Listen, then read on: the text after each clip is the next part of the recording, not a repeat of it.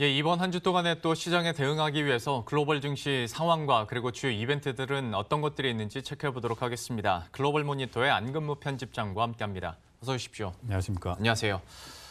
주체만 다를 뿐 앞선 질문과 크게 다르진 않을 것 같습니다. 국내 증시도 그렇고 글로벌 증시도 그렇고 계속 떨어지다 보니까 한쪽에서는 이제 바닥에서 잡고 싶다라는 유혹도 들 테고 아직은 더 떨어진다라는 부정적인 전망들도 역시 뉴욕 증시에서 나오고 있거든요. 예. 현재 글로벌 증시 상황 그리고 어쩌다가 그나마 홀로 잘 나갔었던 미국 증시까지 이렇게 좀 급하게 떨어지나에 대해서 어떻게 분석하고 계십니까?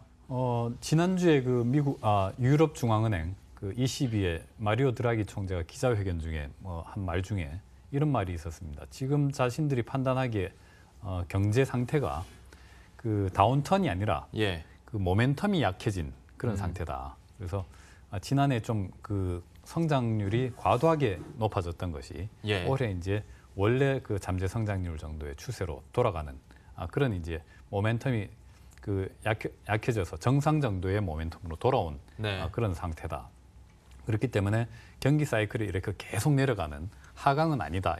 이런 진단을 했는데 지금 여러 가지 이제 경제 지표라든가 증시 주변 상황이나 이런 걸 봤을 때 뉴욕 증시 역시 일단 현재로서는 하강이라기보다는 모멘텀이 약해진 상태다. 이렇게 볼 수 있겠습니다. 예. 우리가 이제 그 트럼프 대통령 당선 이후에 그 미국 증시가 굉장히 많이 올랐고 경제 성장률도 특히 이제 굉장히 좋았습니다. 네. 특히 이제 올해 들어서는 미국의 아주 그 대대적인 재정 부양책이 시행되면서 지난 2분기에 미국 성장률이 4.2%, 그다음에 지난 주말 발표됐듯이 성장률이 또 3분기에도 3.5%나 나왔습니다. 예. 2개 분기 연속해서 이렇게 고성장이 나왔다는 것은 굉장히 상당한 건데요.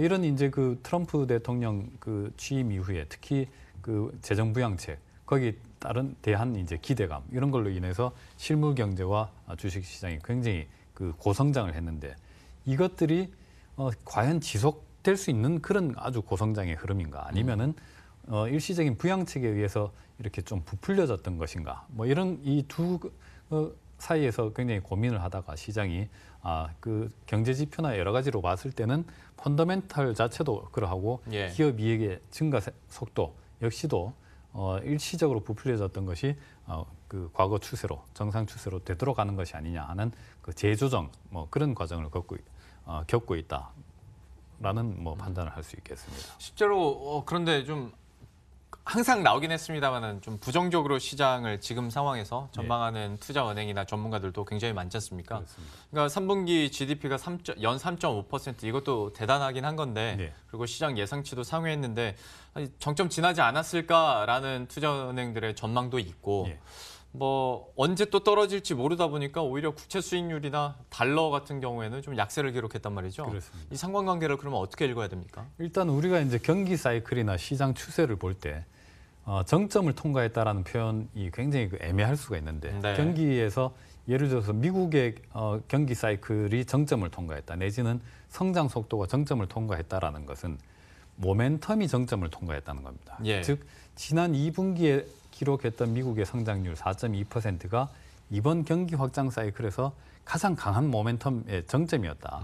그렇다면 지금 이제 그 정점이라는 것이 그 이후는 경기 사이클의 하강, 침체를 의미하는 것인가 하면 그것은 아니다는 아니고, 거죠. 예. 그래서 경기 확장기 전 과정 중에서 가장 강했던 순간은 지나갔고 다만 경기 확장기 자체는 계속되고 있다. 즉 아직 경기 침체가 임박한 것은 아니다. 그런 측면에서 본다면은 그 주식 시장의 어떤 모멘텀 자체도 그동안 이제 지난 2월 초에 한번 꺾이고 그다음에 이번에도 한번 꺾였습니다만은 추세 자체는 그대로 살아 있지만은 그 전에 상당한 기대감으로 나타났던 이렇게 이제 좀 툭 튀어오르는 그런 추세는 조정해 나가는 그런 상태다라고 볼 수 있겠습니다. 지금 나가고 있는 표에 대해서도 잠깐 좀 설명을 해주시죠. 다시 한번 보면 아무래도 미국 같은 경우에는 특히나 미국 기업들의 실적이 잘 나와야 증시가 그래도 그렇습니다. 반등을 하면서 올라가야 되는 거 아니겠습니까?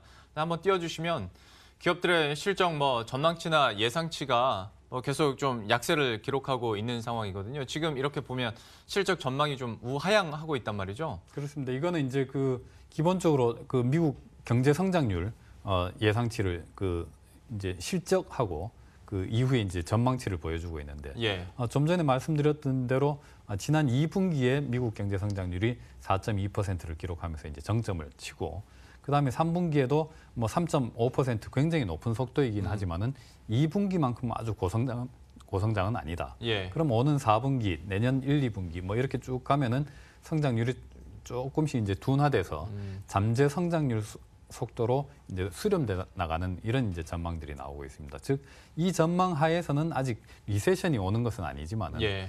아주 그렇게 이제 고속 성장하는 단계는 지났다 하는 것을 보여주는 것이죠. 그래서 지금 불쑥 튀어나온 것을 뭐 이제 뉴욕 금융시장에서는 트럼프 범프다. 예. 범프라는 게 이렇게 튀어나오는 것이죠. 그런 이제 범프를 지났다.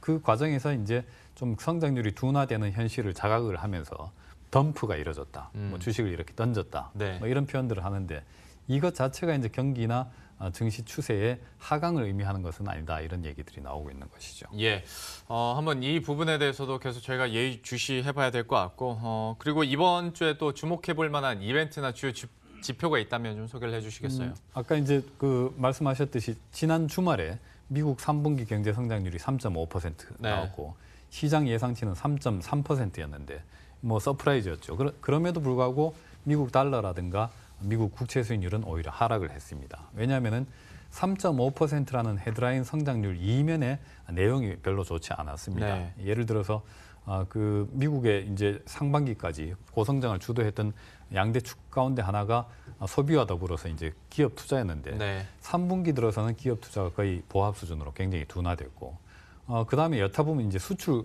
같은 경우 굉장히 침체가 컸고 예. 그래서 실제로 이제 3.5%나 생산이 늘어났지만은 실제로 그게 팔린 그 속도는 1.4% 정도밖에 되지 않았고 나머지 이제 그 2%포인트 이상의 성장률이 거의 이제 그 생산 증가분이 거의 다 이제 창고로 갔다는 것이죠. 예. 재고가 많이 쌓였기 때문에 이번 4분기나 이제 내년 1분기로 가면서 이 재고를 좀 소진해야 되는 그러기 위해서는 생산이 좀 더 둔화돼야 되는 것 아니냐 이런 분석을 할 수 있었고요. 또 한 가지 이제 달러나 그 미국 국채 수익률이 하락하게 된 중요한 배경 중에 하나가 지난 4분기에 그 PC 그 개인 소비 지출 인플레이션이 굉장히 둔화된 모습을 보였습니다. 예. 미국의 물가 지수는 크게 두 가지, 그 소비자 물가 지수 CPI가 하나 있고 GDP에서 이렇게 나오는 개인 소비 지출 물가 지수가 있는데 이 개인 소비 지출 물가 지수가 연준이 목표로 하는 2.0%그 기준 지표가 됩니다. 그런데 예. 이 지표가 역시 이제 성장률과 마찬가지로 지난 2분기까지 이렇게 범프가 있었다가 지난 3분기 들어서는 모멘텀이 굉장히 빠르게 둔화되는 그런 모습이었습니다. 그렇다면은 인플레이션이 이렇게 그 둔화되고 안정된 모습이라면은 굳이 그 연준이 서둘러서 이렇게 긴축을 할 필요가 없지 않겠느냐. 뭐 그런 이제 관측이 가능한 것이죠. 그래서 지난 주말에 나온 것은 7, 8, 9월 3분기 석 달간의 수치고 월별로는 8월치까지 나와 있기 때문에 예. 오늘 저녁에 미국에서 9월치가 이제 나옵니다. 그래서 지난 주말에 포함되어 있던 것을 따로 이제 뜯어내서 보게 되는데 이미 8월치까지 근원 인플레이션이 굉장히 둔화된 모습이었기 때문에 이것이 이제 미국 증시를 안정시키는데 어느 정도 도움이 될 수도 있지 않겠는가 하는 뭐 기대를 가질 수 있겠습니다. 왜냐하면 이번에 10월 들어서 급락 조정하는 과정에서 그 제롬 파월 연준 의장이 굉장히 좀 긴축적인 발언을 한다든가 이런 예. 것들도 굉장히 영향을 미쳤거든요. 뭐 관련해서 고용비용 지수에 대해서도 한번 짚어주시죠. 여기도 좀 눈여겨볼 만하지 않습니까? 그렇습니다. 그래서 이번 주에는 그 인플레이션 내지는 인플레이션 주변을 둘러싸고 있는 그 뭐 임금이라든가 이런 걸 이제 한번 살펴볼 수 있는 입체적으로 살펴볼 수 있는 기회를 맞게 되는데요. 고용비용 지수라는 것이 굉장히 중요합니다. 이번 주말에 또 그 미국 그 10월 고용 보고서에서 이제 또 임금 지표가 나오겠지만 네. 이코노미스트들은 이 시간당 평균 임금보다는 분기별로 이번에 나오는 고용비용 지수가 더 정확하다 이렇게 보고 있는데 이 고용비용 지수가 지금 예상하기로는 지난 3분기에는 그 비용이 증가한 속도가 약간 꺾였을 것이다. 예. 뭐 그런 관측들이 나오고 있습니다. 어쨌든 절대 수준 자체는 비교적 그 높은 수준이지만은 기존에 우리가 보아왔던 알고 있던 고용비용 증가 추세에서 그렇게 벗어나지 않고 있다라는 예상을 하고 있고요. 그 다음에 이제 이어서 나오게 될 미국 생산성 지표 이것도 예. 역시 중요합니다. 우리가 그 임금 증가세를 볼 때 그 인플레이션하고 생산성하고 이제 종합적으로 같이 봐야 되는데 예. 임금이 제법 올랐더라도 물가가 많이 오른 거에 따라서 거기 이제 맞춰주는 성격에서 그 범위 안에서 임금이 올랐다면은 이거는 뭐 인플레이션을 그 더 심화시키는 요인은 되기 어렵고요. 그다음에 예. 생산성이 많이 늘었다면은 실질 임금이 웬만큼 늘었더라도 기업 이익을 침해한다든가 인플레이션 압력을 가한다든가 그런 위험은 없습니다. 그래서 예.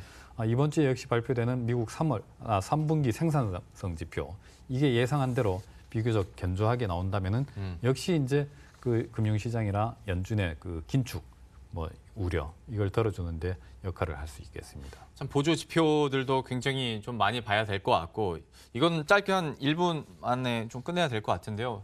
벌써 이제 11월 되면서 미국 고용 보고서 발표되지 않습니까? 그렇습니다. 여기에 대해서는 어디에 좀 관전 포인트 또 둬야 될까요? 역시 이제 계속 우리가 이제 취업자 증가세가 기존 추세 예상한 대로 범위 안에 있다면 예. 좀 전에 말씀드린 대로 월간 그 평균 시간당 평균 임금 예. 이 증가세가 굉장히 중요합니다.